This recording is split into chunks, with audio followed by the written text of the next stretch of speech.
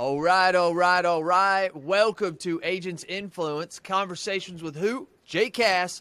Today I've got a special one. Sometimes I say that, but this is like a special one. We've got the cherry on top, but this one's got the whipped cream. All right, so I'm telling you, this is going to be a special one. Anytime we get our guy Brent Kelly on, we all love Brent. The IA channel loves Brent. And we know he's a good man. He's smart. We know that we've talked to many agents that he's helped. And but besides all that, Brent's just a damn good dude, and he's got a lot of daughters. And then we also have Mr. Roger Sitkins, which, goddamn, I can't even say you're a legend because you're a living legend, is what you are, Roger. And that's the good news. It's the living. Yeah, we won't talk about the bad stuff, Roger. That's right. Come on, we're not going to bring that out. We've got our wives to remind us of all that stuff. So yeah, no, the thing is if you remember, loyal listeners, we had a podcast that Roger and I did, actually. It took me a while to get him on, and that wasn't because of him. Roger's a busy person, is what I mean by that. And I got him on, and we had a really, really good conversation, and I enjoyed that. Loyal listeners, if you didn't get that, go back and listen to it. But if not, you're going to get a lot of the goods right here. And so what we're going to do is we're going to skip the normal questions because they can go back and they can listen to those if they want. I just am really excited to announce that you guys have this book coming out. And I want to, loyal listeners, talk about this book, give you some insights into it, but also scratch Brent and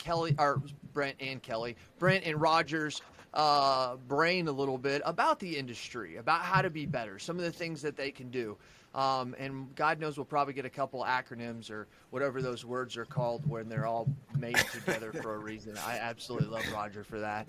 So you guys have this book coming out. Tell us about, Brent, if you would, tell us a little bit about this book. Why? Why the book? Well, I mean, there's a lot of reasons, and I'm sure Roger will add to my list of why the book. But I'll just give my personal reasons because this is a co-author book. Please. Roger and myself right. both wrote this book, and the title is Best Version Possible, which is something that we talk with all of our members and our professionals about. And it was something that really transpired, Roger, just that phraseology a few years back when we were doing one of our leadership camps together. And I asked Roger the question about, what does the best version of an agency look like? And he went on, and you'd be shocked, Cass, but he had a lot of different things that he's seen in his experience that were part of best version possible agencies. And then it just kind of took on its own, it became its own little animal in the sense that we began asking ourselves that question. And Roger asked that question himself, and I asked that question to myself. But it became something with agencies that they really grabbed onto, that they go, you know what? We don't talk about this enough, right? What is our best version possible? What does that mean? And are we living up to it? So that was just the overall theme of when we were writing this book. And again, it's been very, very powerful. But I'll say from a personal level, and then I'll let Roger give all the other reasons. From a personal level, Roger's been doing this for quite a while, as you mentioned, and you said living legend, but 40 years in the industry, and there's been so many for people, real, dude. And I really have had, this. It's like being on the co-pilot and kind of flying along sometimes on these things and hearing stories and examples from, could be a producer, could be an agency leader who said, "Thank you so much for changing my life." With emotion and it's real, it's authentic. Big. And I just hit me. I go, there's so many agencies that need to hear this message that haven't.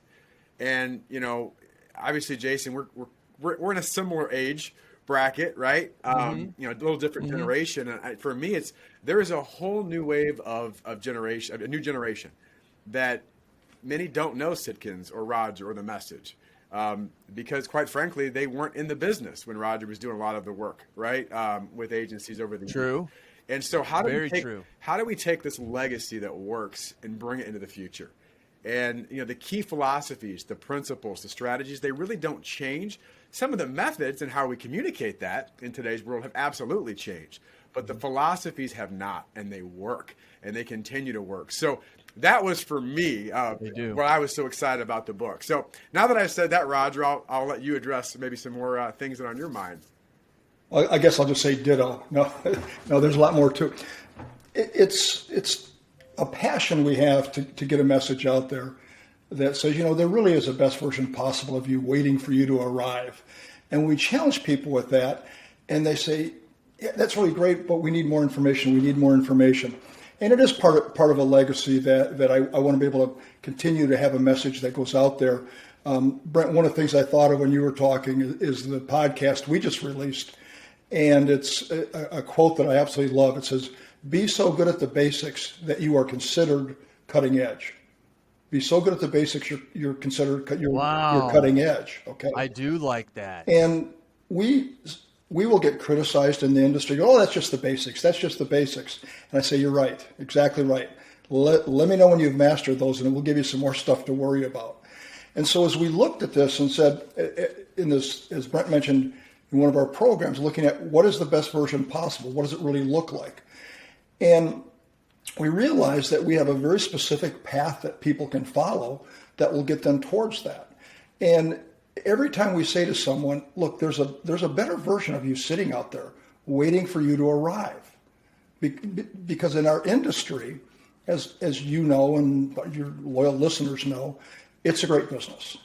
And you don't really have to do much of what we talk about, and you'll be successful in spite of yourself, okay? Mm-hmm. And what I see that happens is people get to what we've coined the semi-successful state, where they're making more money than they ever thought they'd make. They've got the freedom that comes with being an entrepreneur, whether they're the salesperson and it's their me Inc., or they're the agency owner, and they don't really have to do much. And I kid around all the time at our live events and now our virtual live events.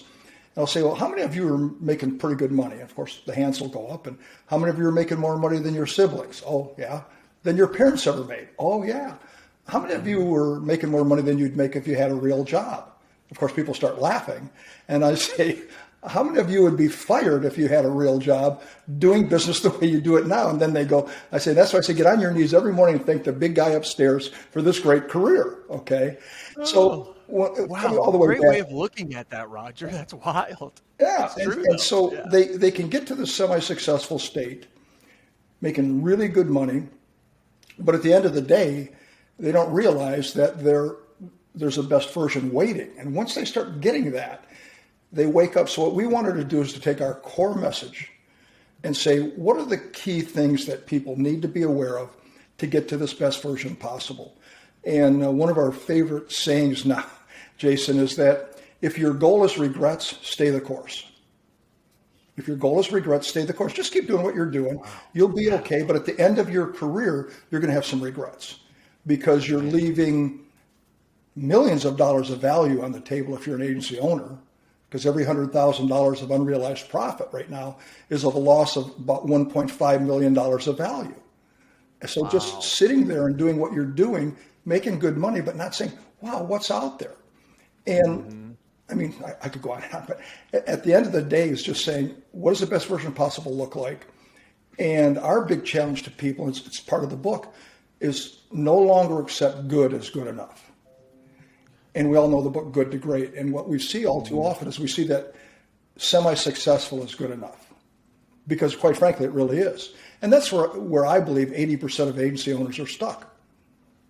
Pretty darn good. Yeah, it really truly is. And for any of my listeners or anything, if you hear my computer, I don't know why it keeps dinging, and I apologize for that. But Roger, you're exactly right. You know, one of the things, the reason why I loved the book, the name of the book, is because it embodies what you guys are saying. But also, Brent, it goes back to that post you had on Facebook. Probably had it on LinkedIn too, but I remember it on Facebook. And you were standing outside of some beautiful place. Wind was blowing, and there was big, tall grass in the back. I think a little concrete wall or something.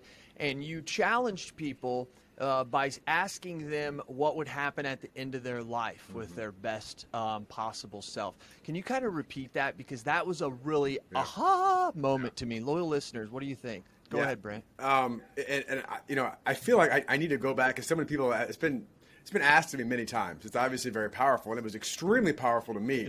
And so what I need to do is go find out who was first to set it or who needs credit for it. But by the way, I heard from a great mentor. You did it. Well, I heard from a great mentor, John Maxwell, who's written some books. He says, if you say it once, you say, this person said. If you hear it a few times, you say, it's been said. And after you said it like 10 times, you say, I say. So I'm just going to own it now at this point. I think John's right. Yeah, I think he's right. It's funny, but it happens all the time. But no, what I heard and it hit me so strong, and what I shared is this: it's the definition of hell on earth, which sounds pretty cryptic, but it blew me away, and it got me thinking so hard. And I think it's been something very powerful. I know it has to agencies and professionals. His definition of hell on earth is this: definition of hell on earth, Jason, is that when you get to the last day of your life on this earth, you come face to face with the person you could have become. Shit, that's and you just sit there and you think about, we talk about at Sitkins that time is our only diminishing asset, and it's not just scare people, but it just hopefully creates some urgency and excitement. Hey, today is today. What am I going to do today to make the most of this moment? Right? What am I going to do to change the course of my life and my business? And so often, many of us are complacent or reactive. I don't know. We'll see. We'll see what happens. We'll see what tomorrow brings. And it's like, listen, grab hold of it, because the last thing you want, Roger said with regrets, is you get to the end of your life and you go, oh my gosh, there's so much more I could have done with my business, with my family, and my relationships, whatever it is that's important for you. Because these things all tie together. I mean, we speak at Sitkins. I mean, it's a professional training and coaching, but there is all aspects of your personal life that go right into it. And it's the entire you, and that's why it matters so much.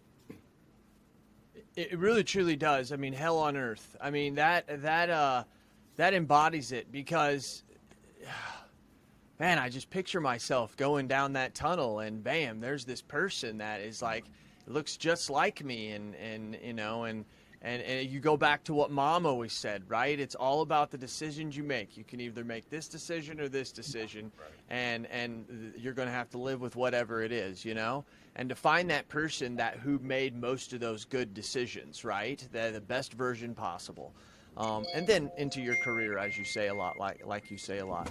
And you know what, Brent? I imagine this had to be pretty amazing for you.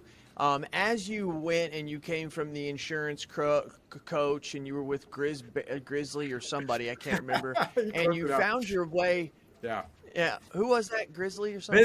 Biz Grizz was the business for a while. Biz Grizz, that's it. See, I remembered it was Grizz and like right. a bear or something. But anyways, and then you found yourself to Roger. As you've hung around Roger, this has had to been pretty amazing and overwhelming for you.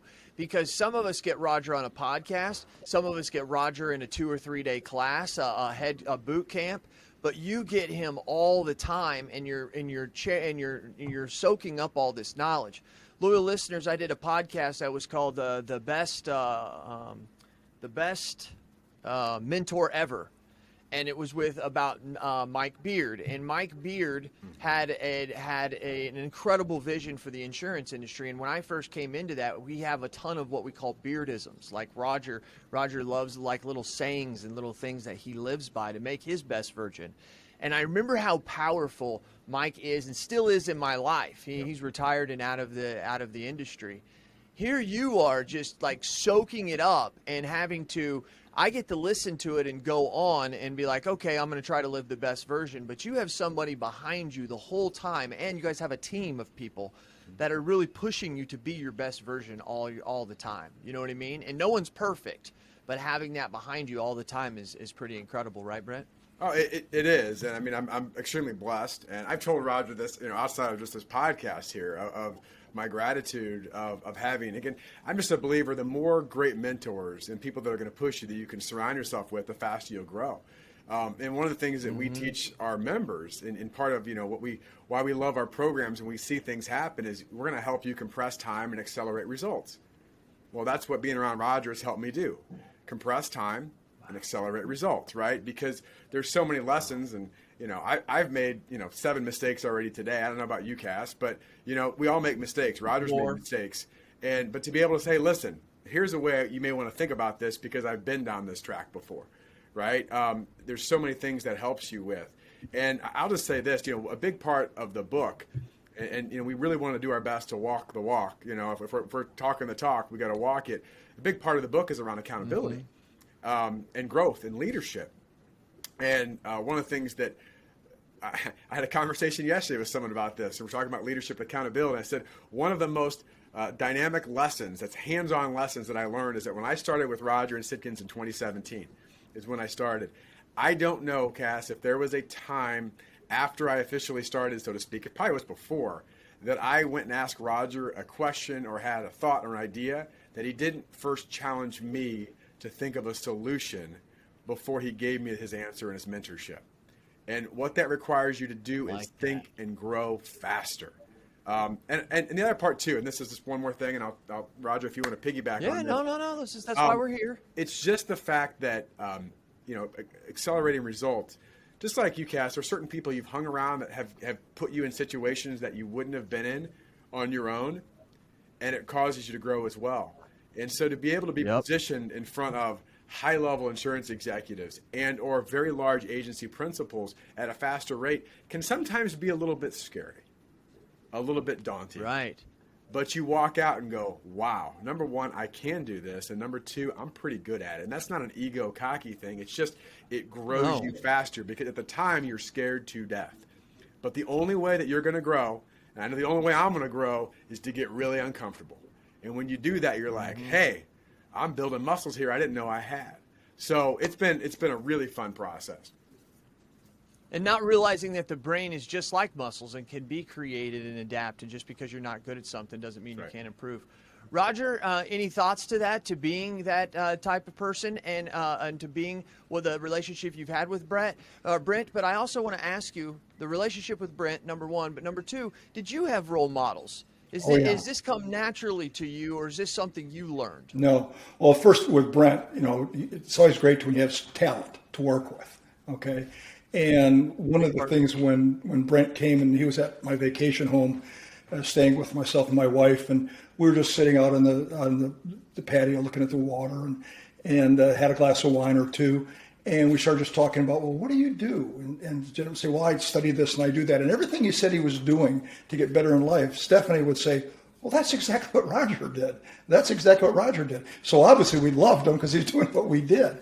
But it's the passion to keep getting better. And one of the things that I love about Brent and others that love being mentored is they love being mentored. And he never takes it offensively. And I hope I never jump in his case that it does become offensive. But yeah, I mean, if I gave him the answer, he hasn't learned anything. Now, I'll ask him 3, 4, 5, 6 questions. We had one thing this morning where he sent me something. I said, let's get on the phone. It's called mentor time. It's time for mentoring. But he's such a great learner. It's amazing. A couple of things as far as learning and getting together. I made a couple of notes as we were talking here. One of the things that I realized early on in life is that every problem I've ever had came disguised as an opportunity. Okay, I never really did something stupid on purpose, but I've done a hell of a lot of stupid things. And the real key is just don't let negative history repeat itself.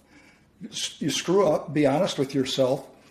Don't fall into the trap. I just see so many people when you're working with a producer or an agency owner and they're not even close to their best version possible. And they start justifying. Well, it's because of this, it's because of that. And one of the many, many lessons I've learned from a pastor I follow, Andy Stanley, he said, when you justify, it's just a lie. You're telling yourself a lie. When you justify, it's just a lie. And you sit there and you believe yourself. Okay. And the biggest challenge we all have is the person we see in the mirror. So we look at this, the ultimate goal in all of this, when you're mentoring someone or when we're coaching our clients, our members, is to help them make better decisions without regrets. So if you can make a better decision without regrets, well, you make a better decision because you have a thought process you go through and you look at the pros and the cons and you get feedback from people. One of the problems I have, and Brent unfortunately has it too, is that if you're familiar with the Colby profiles, we're both 9 quick starts. And so for us, there's never a lull in the number of ideas or things we want to do. And that most of them are really good ideas until we screw up. Okay. Mm-hmm. And so just look at this and just say, okay, let's think things through. Let's challenge ourselves. But also, and I think a really important thing Brent said, was you've got to get uncomfortable. And we all know, whether it's in sports or music or theater, anything you're doing, if you're inside your comfort zone, you're too comfortable, you're never going to grow. And so the best always get comfortable being uncomfortable. as he mentions, we get there, it's phenomenal. So it's just a matter of, again, taking all of these lessons, coming back to the book, and just taking all the lessons and saying, what does the best version possible look like? And our goal is to challenge people, and there won't be a single person that will agree with 100% of what we say, okay? And we've never yet, even people as great as what you do and others that you work with, nobody has ever executed 100% of their ideas. And one of the things I read several years ago that really hit home with me is there are always more great ideas than there is time or capacity to execute them. So rather than chasing the trivial many, let's get down to the vital few things. And that's why our book is not long. It's like 100 pages. It's an airplane book. He's so good at the basics, they think you're cutting edge. Yeah, that's right. So That shit was good, Roger. That shit was good. That might just be the title of this podcast, but I got about 4 of them because you just keep spitting out game out there. Okay. Sorry, not to Let's see if I can do that. Yeah. And just on the whole thing of going towards the best version possible, this was another Andy Stanley thing. You talk about mentors and role models, which I'll give you a few more in a minute. He says it a couple different ways, but one is, does your current direction match your desired destination? Which I love. Because if you just keep doing what you're doing, where will you be in 5 years or 10 years? And then he kind of a subset of that, he said, is your direction, not your intention, that determines where you really go. So that's pretty powerful. We all have intentions, don't we, Roger? Good ones every day. Start every day. Today's the day I'm going to hit the long bowl. As far as role models, well, number one, my father. Okay, no doubt about that. Wow. One of my great, and he was a great man. Had a lot of trouble in his life as far as he came over from Poland at age 4. At age 10, his mother dies of influenza. At age 19, he's at Michigan State playing football, and his father gets murdered. Okay. And what he went through, and then by the way, at age 57, becomes a quadriplegic due to doctor's malpractice. So what my dad went through and the lessons I have from him are really amazing, an amazing man.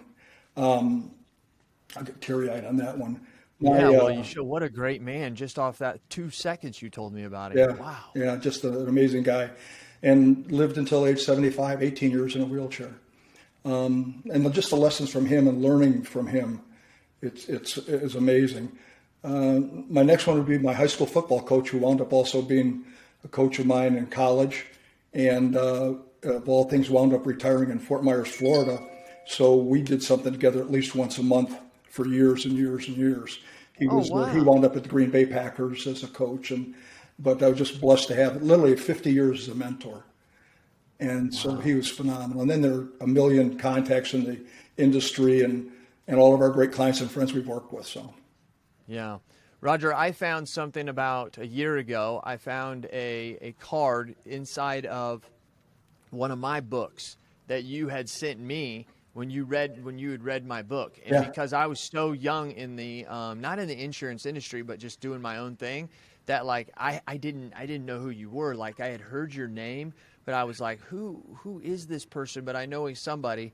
And then one day Brent called me and said, you never realize whose office I'm sitting in. On the bookshelf, they have your book. Yeah. And that's how we kind of got together. And you know what, Roger? I think sometimes because like Brent said at the beginning, my generation doesn't know you as well as probably some of the others. That's why I'm very happy about this book, because you still working hard at Sitkins and doing everything. But at the end of the day, Roger wants to start taking it easy, right?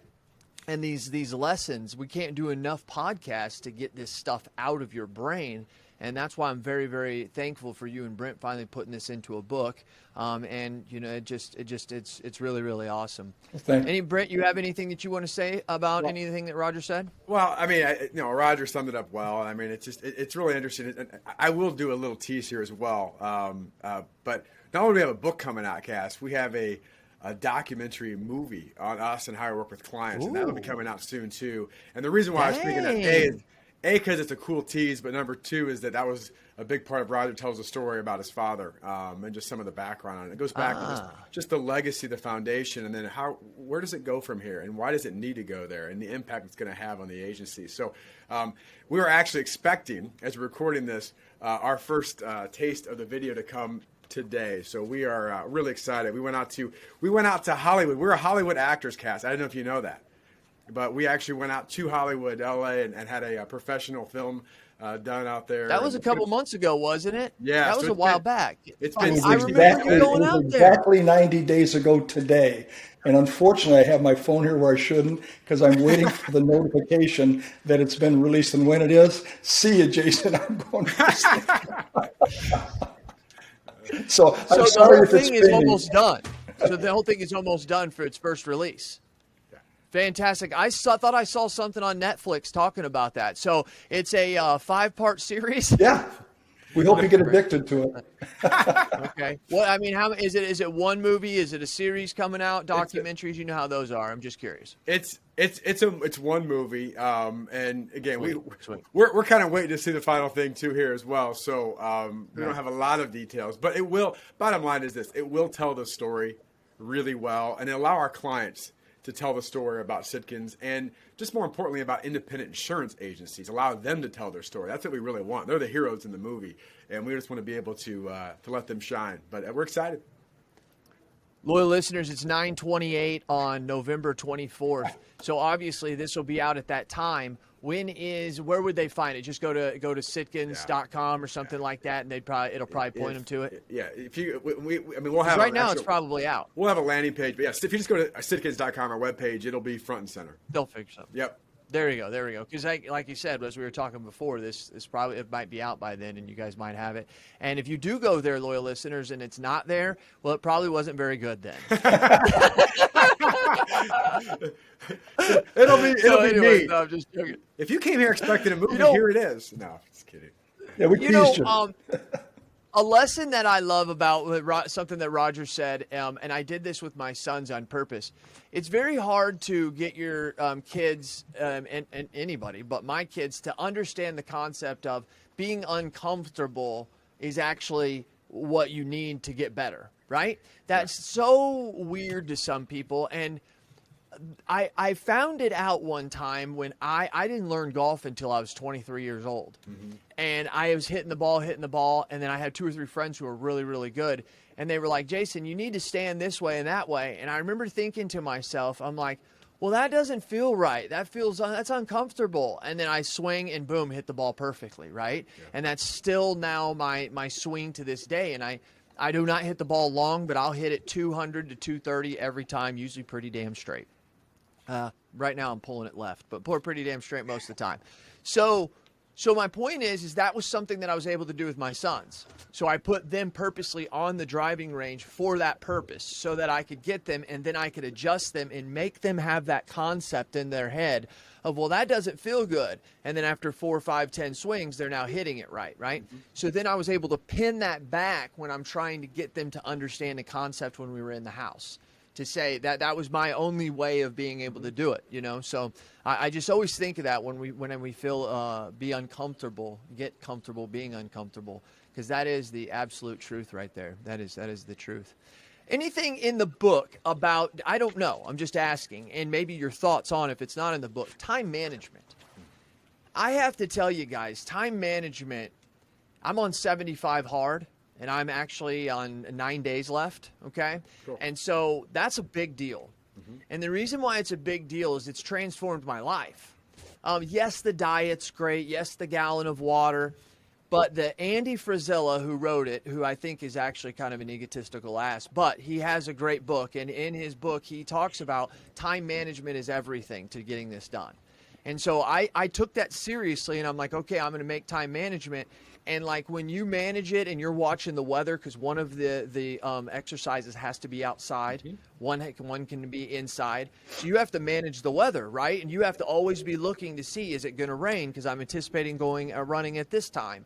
And there was different types of things, and then making sure you had to come up with a schedule to have all the water down. Being able to cook your own meals that are this diet you have to follow. Right? And so there was all these different things that you had to concentrate on, but it actually became really easy after about the 10th to 14th day, because I figured out this routine that I could go through. And I have now lived in this routine. And to say that I'm going to stay exactly in that routine, no, that's not my plan. But there will be a lot of things that stay. And what that has really done to me, to come back to what I was saying, is it's helped me understand I have not given time management the respect it deserves inside my agency. And I've done a lot by having no time management, and maybe I've had a little. But is anything you guys have anything to say about that? Anything in the book, any thoughts on time management and how important that is? I feel like this is exactly where you should ask the question. Some people are going to say, oh, so you guys planned this. No. I'm going to challenge you, Jason. Time management is impossible in the insurance business. All right. Okay. And here's why. Okay. It's pure time management. It's not what you were doing. But it's one of the things when we'll say to people, what do you want to get out of the program? It's all like probably 30 to 40%. Oh, time management.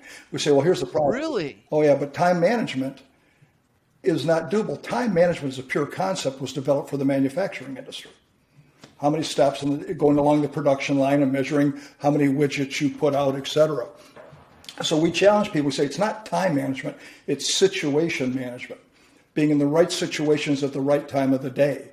So one of the things we coined about the last 3 or 4 months ago that has been exceedingly sticky is that there are 2 zones you can be in as a producer, a green zone and a red zone.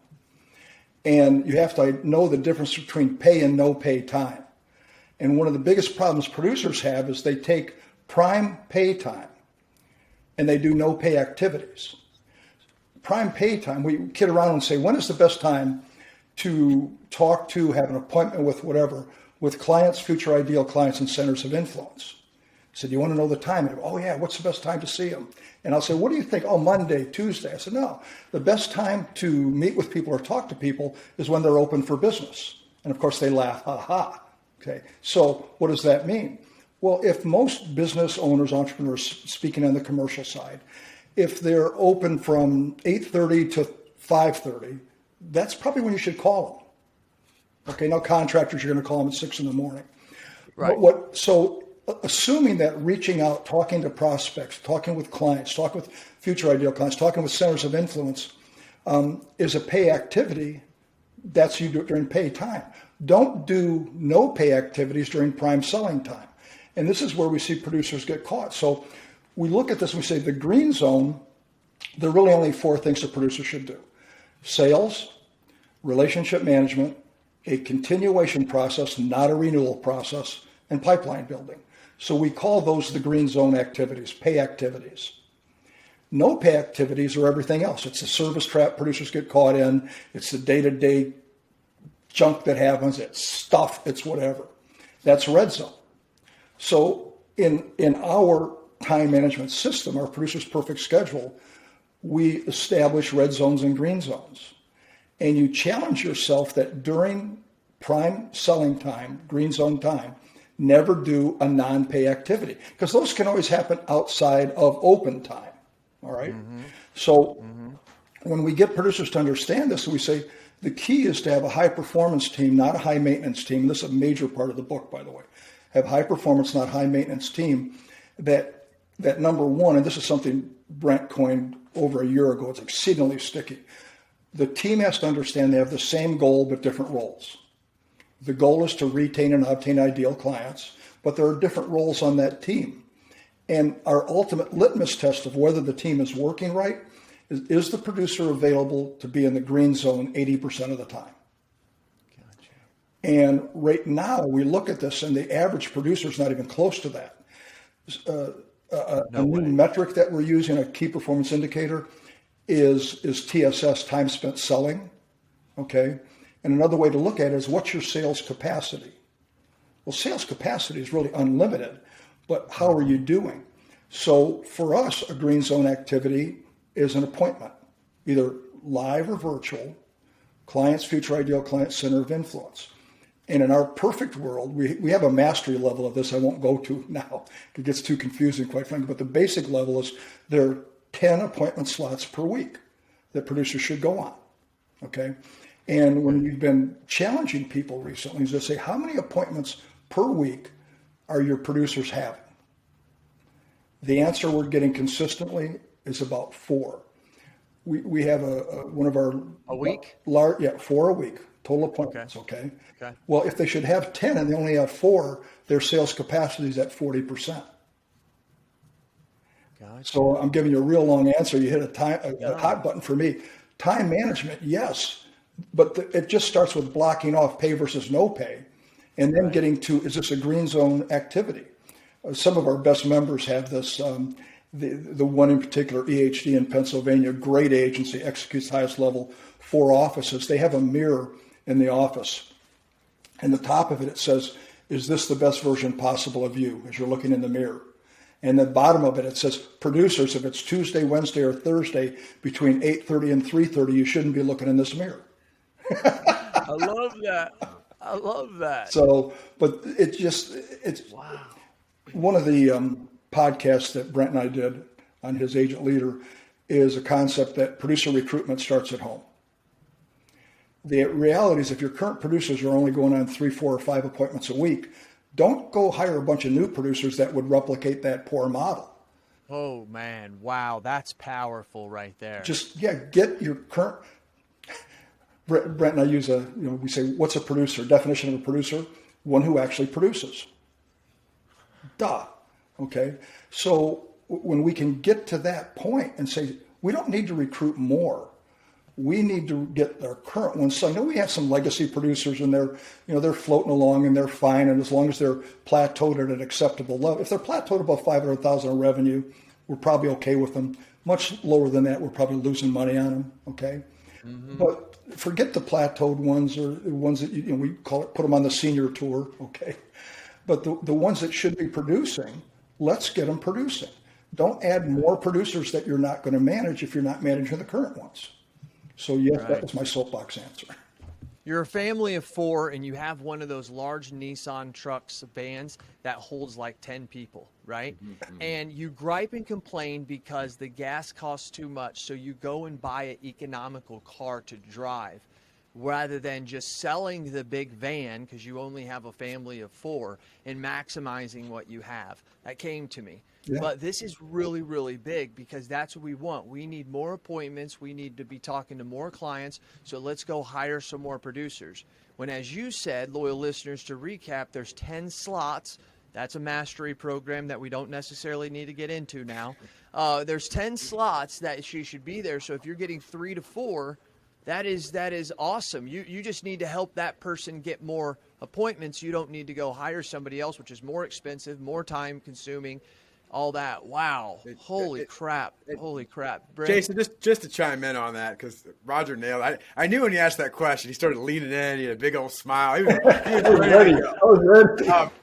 I am the overuser of sports analogies because I love sports and I think they work, although I know they're overused, but I still think they work. And the thing, and I told Roger about this, is the problem we see, and just to take what he said into a sports concept, is that it's like having your best scorers in basketball sit on the bench for 2 to 3 quarters a game. I mean, it's like, well, I know you're here to score and help win, but we're going to put you on the bench. The worst part is not only are they on the bench, but they distract the people that are on the floor, right? Because they start making messes in many cases, producers in that case. So it's just thinking about this. And to me, this goes back, talking about mentors earlier, and obviously having Roger and other people, but reading books and, as you know, in podcasts, there's so many mentors that you can find anywhere. One of my favorites is the late, great Jim Rohn, who said that if you don't plan your life, there's a good chance someone else will. And guess what they have planned for you? Not much. And so the big part, whether it's an agency leader or a producer, it's, hey, listen, go own your success. And part of owning your success is start to set up your week in advance with intention, but not just intention, but execution. Because something, Roger, you said that I said there's 2 different philosophies I see oftentimes out there in the industry is you either tell your week what to do or you wonder what just happened. And I think that happens a lot of agencies. They say, hey, wait a second. Mm-hmm. Before this week begins, or even 2 weeks out, what's going to give me my greatest return? And as Roger said with producers, it's pretty simple. But so often it's like, well, we'll just kind of see what happens. We'll see how the week goes. We'll see what opens up. And as disciplined as I try to be, I can tell you that if my calendar has a void in it, it's probably not going to be suddenly filled with the most important thing. In fact, I almost know it won't. And Roger can laugh because my calendar is, literally by the half hour to an hour, And I do it because I know that if I don't, I will be undisciplined and I will get off track. And so it's like, well, that seems crazy, Brent. You must be extremely disciplined. No, I'm disciplined because I know I cannot be disciplined. I know that if my natural human as a quick start is to just take whatever's in front of me. So I need to know up front, hey, wait a second. Take some thinking time. What's going to make this week great or 2 weeks great, and get it in there first. And by the way, I've also learned, and Roger's a great mentor here, it should probably also include, like, I don't know, a date night with my wife. If that's really important, you should probably put that first, not if it happens. Because I'll tell you, with me, it won't. And then Roger says, hey, Brent, did you have a date night with your wife? And I'll be like, well, we got busy. And then he just looks at me, and then he looks at me and nods, and I'm like, ah, crap. Right? So there you go. But just some things to add to that, because it's so powerful. And it goes back to that best version, is that it really all starts with time, but not time management. It's the situation management and how we're placing ourselves in those situations and being thoughtful and intentional before it begins. I love that, dude. I love that. I am so glad I asked that question. And loyal listeners, Roger was not BSing. I mean, seriously, we didn't have that planned or anything, but that has become a big thing for me. Roger, before 75 Hard, I wouldn't ask that question. I just would have been the person with a bunch of voids in my calendar, But no, it's been different. And closing up here, I want to get something out of looking back, Roger. We know the industry that you thrived in and you continue to thrive in. But back in your heyday, when you were out there traveling, talking to agents, doing what you're doing, what do you see? And Brett, I'd like to get your opinion, or Brent, I always say Brett. Brent, I need to get your opinion as well. What does this industry look like over the next 30 years? What do we see? Do we see more niche? Do we see less agencies? Maybe none of that.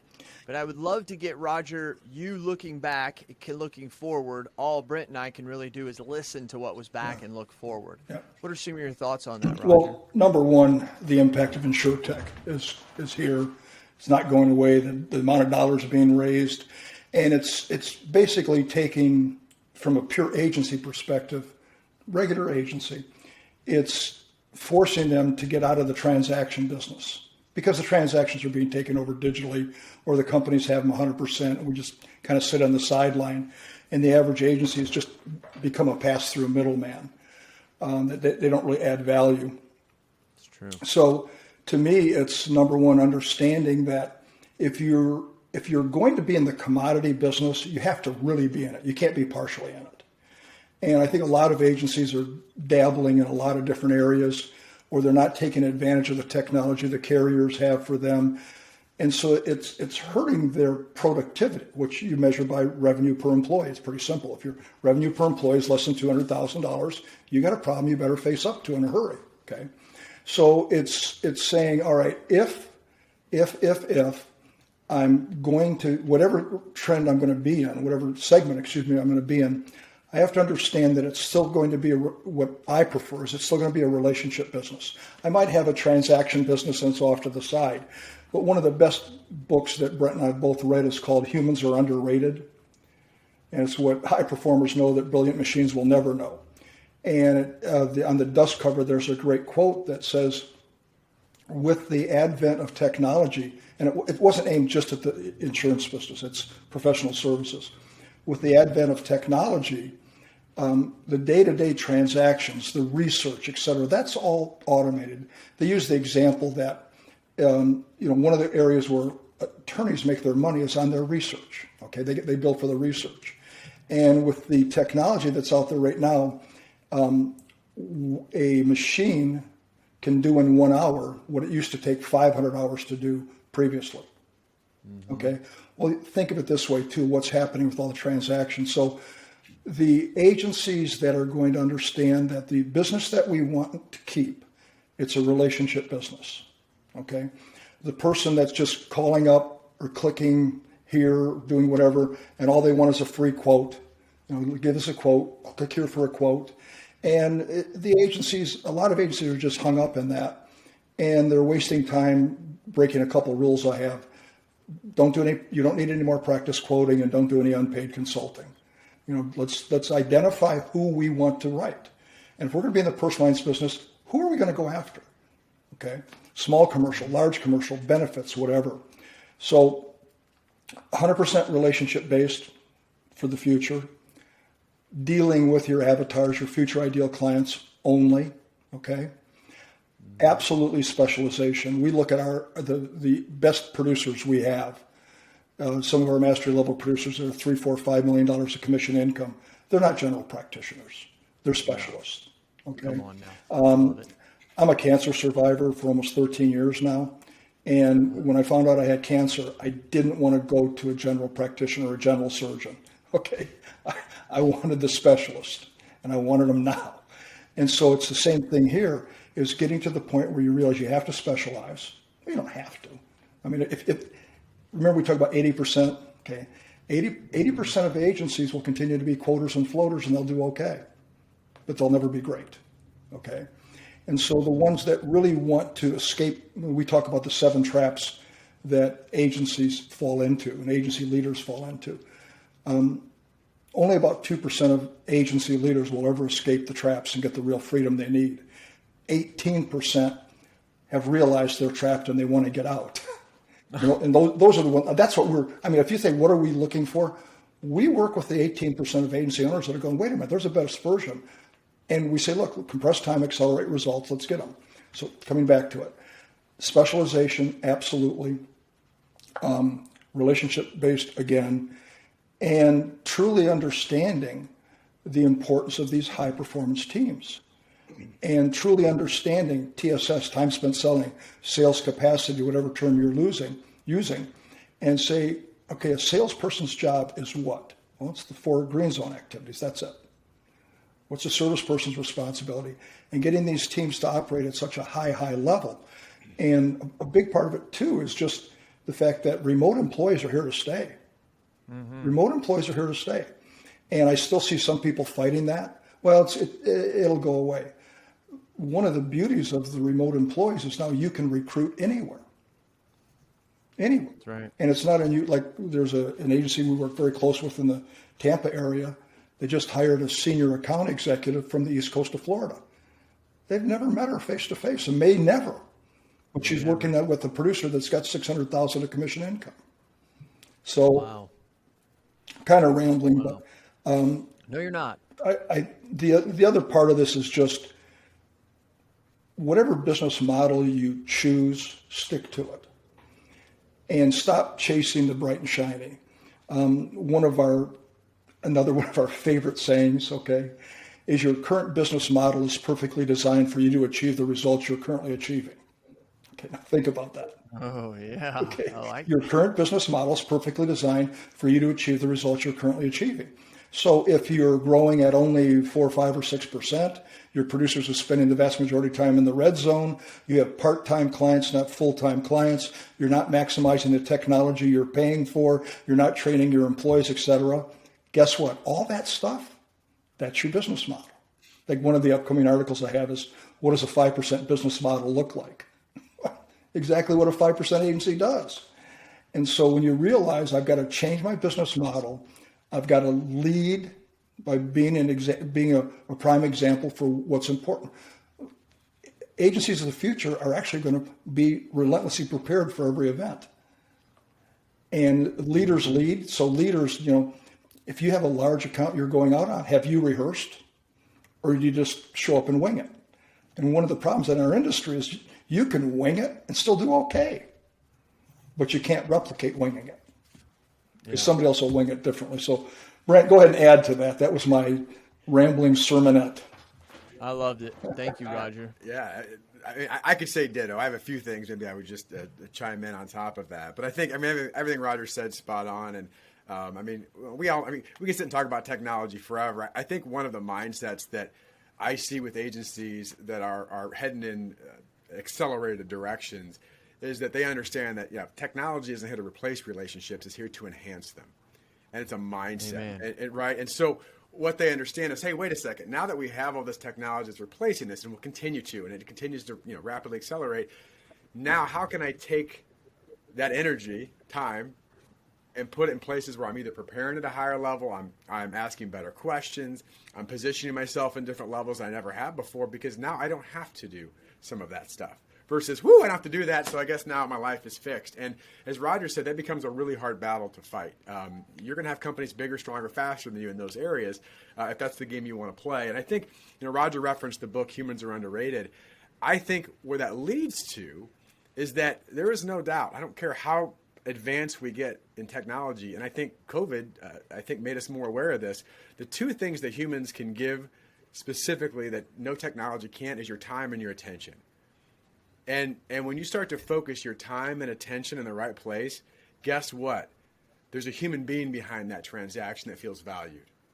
And there's an emotional capacity that sometimes we just overlook. Oh, we're just churning through it. Well, if that's the game you're playing, but the great agencies say, wait a second. If we can, in the right way, by prioritizing our time and attention, we can give greater value to you, guess what? We all win. And the last thing I would share, maybe the last thing, is that we talk even in this book about, it's not about information, it's about transformation. And that can be a bit cliche. I'm aware of that. But the truth of it is, let's face it, we don't really need more information. We really don't. We don't. It just, I'm not the only one. We're like, if I have to see, one more person, one more thing, and we get it. We're in that world too. But it's like, here's the thing. Here's another idea. Here's the thing you should try. You should do this. And of course, anything you need, you go to YouTube and there's a how-to. And there's not just one how-to. There's 74 how-tos. What I want, I don't need the video. I need the result of what the video gives me. And I think the biggest thing that we see with both working with agencies and, of course, more importantly with the clients is how are you as an agency going to help move their business or their lives forward? So ask yourself a better question up front. Now, how do I write the account? How do I complete this transaction? How are you going to help them move their business or their lives forward? How are you going to help impact their profitability? How are you going to help impact their relationship with their employees and or their clients? How are you going to help them be a better leader in many cases to help take some of that weight up? That's what they want. There's an emotional context that's often missed. And so I look in the future, technology, we know it's just going to continue to rapidly accelerate levels that we can't even fathom. But the agencies that say, listen, we're going to use all that and continue to build stronger, deeper human connections. And as Roger said, be highly, let me say this again, highly specialized. I agree. They're going to. I agree. Here's what I say. Don't just go do something. Be known for something that matters. And that takes work. But when you do it, it's like, oh, Jason Cass is the guy that owns that area. He's who I'm going to. And guess what? There's a great law that I heard several years ago from a mentor of mine called the law of compensation. And there's 3 parts to it. Number one, and the law of compensation is basically pretty simple. Why do some people make more money than others? Number one, is there a need in the marketplace for what it is you do? The answer is yes in the insurance industry. Do you have the ability to go do it? So do you have the ability? And the answer is, well, yes. Now, it may vary in levels, but we have the ability. But number 3 is the whole difference in what we're talking about. What is the difficulty in replacing you? So ask yourself that question. What is the difficulty in replacing me? And if you are easy to replace, you're not worth as much. But if you can really get high, like, man, I am one of the only people, our team, our agency, we are the vital few that can do this. Guess what? Your value is just skyrocketed. Love that shit, dude. Wow, those 3 questions. Come on, loyal listeners. You can ask yourself that question. And it goes back to being specialized, as you're saying, Brent.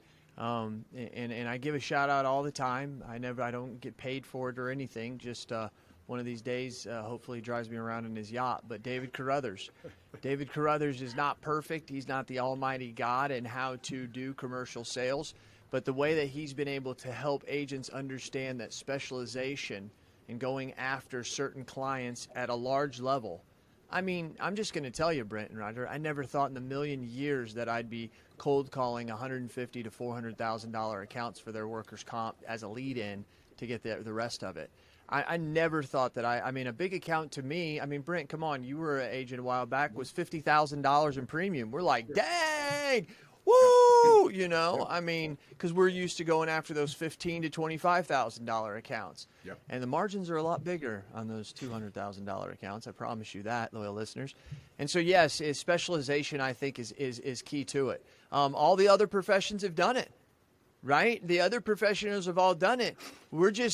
we have a hard time that when that phone rings and someone says, hey, I need this, they don't do what you said, Brett. They don't think to themselves, or do they want to, hey, Jason's the guy you need to deal with that. It's nonprofit work comp. That's who he is. Mm-hmm. No, it's like, oh, shoot, I can make some money on this. Let me try and figure this out, you know? And it's like, that's if you need to say to yourself, I think we can figure it out, probably shouldn't be right in that business, you know? And that's hard for some people to say, loyal listeners. I know there's some of you out there that live in paycheck to paycheck.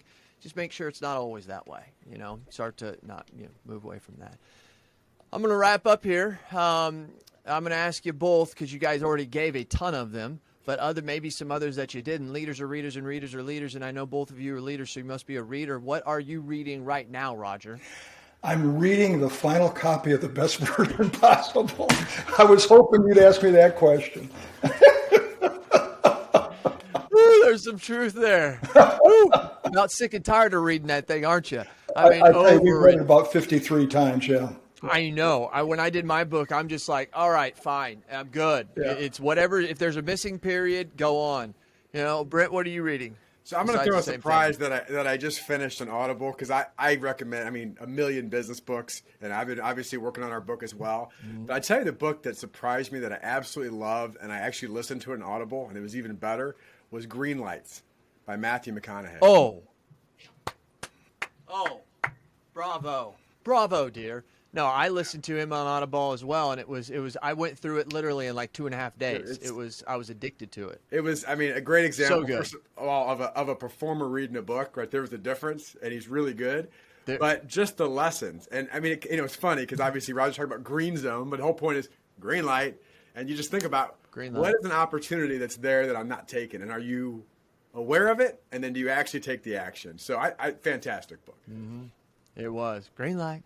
And it was so good. I'm going to go back and read it again. I actually read it twice because I read it, and then my wife and I went on vacation, and we listened to it on the way there and back. Didn't get all the way through it yet, but yeah, good book. Well thrown out there. I really appreciate you guys coming on. I really, truly, truly do. This has been a joy for me. And I know for all you loyal listeners, just be prepared. The book, depending on when you're listening to this, the book may be due out in a couple days. The book may be due out or may already probably be out because not everybody listens right off the bat. But once again, this is November 24th. So if you're listening after this, we do not know exactly when yet because it comes through the editor. I feel them on that. But we're thinking probably definitely in the next week, 2 weeks, 3 weeks, that thing should be out there. And Brent, I really can't wait to listen to it or read it. Are you guys going to have an Audible version? Yes, we will. So that's just saying it's not very expensive. Yeah, so we're going to record that just so I can make sure. Maybe you're going to ask me, but before I forget, we do have a specific URL for the book. In fact, I'm putting pressure on our team here, but I did text her before to make sure. bestversionpossible.com was available, and we got that. So bestversionpossible.com will be the. So now when this comes out, I'll make sure we have that all ready to go. But obviously go to Sitkins.com as well, and we'll have links there and our video and all that good stuff as well. Roger, you ever wrote a book before? Have I ever read a book before? Wrote. No. Nope. No. Oh, wow. I've been challenged. People have asked me for years. We put together little booklets of some of the sayings, and my assistant Janie put together one called Yoga with Saku. Saku is source of all knowledge in the universe. It's my nickname, okay? And yoga was years of great advice, so Yoga with Saku, and it was a little booklet of all the sayings. So, I like that. That's creative as could be. Holy cow. That was Janie. Yeah. Fantastic. Gentlemen, enjoy life more than you do. Florida, I'll be there soon, Roger. You know that. Yep. Brent, hopefully you're going to move the Brady Bunch down there as well. That's what we need to do. Spend the rest of our life down there on big yachts, fishing. I'm not even a big fisherman, but I'm going to be. Thank you very much, Roger. Thank you very Appreciate much, Brent. Hey, loyal listeners, you know what I do because I do it for you. Tell me your thoughts and tell me your ideas, and I'm going to tell the world what you have to say. This has been Jason Cass and all of us. We out.